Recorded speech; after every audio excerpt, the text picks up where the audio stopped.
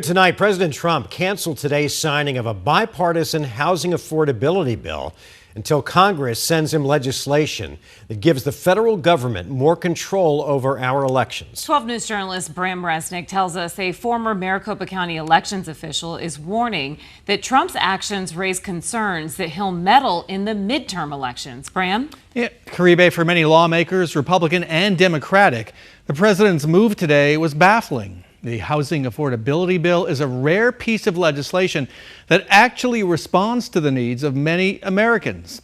Instead, President Trump wants new restrictions on voting that respond to his false claims about stolen elections.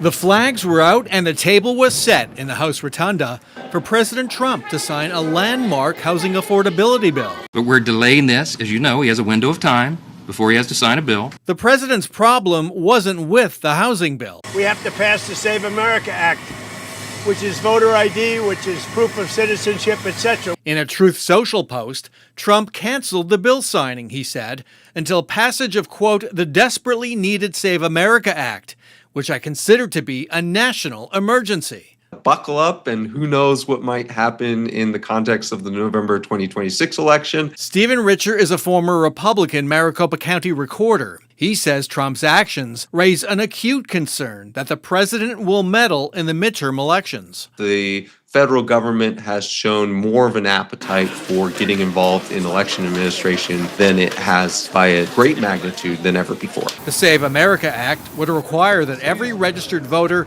provide proof of citizenship. That is already required in Arizona.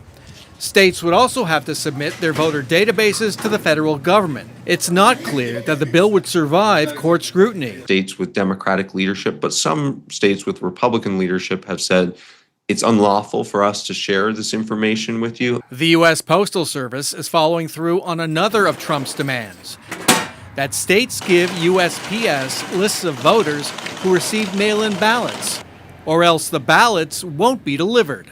That would cover about 85% of Arizona voters. I would argue that it's way too much of a lift for the USPS to do this for November.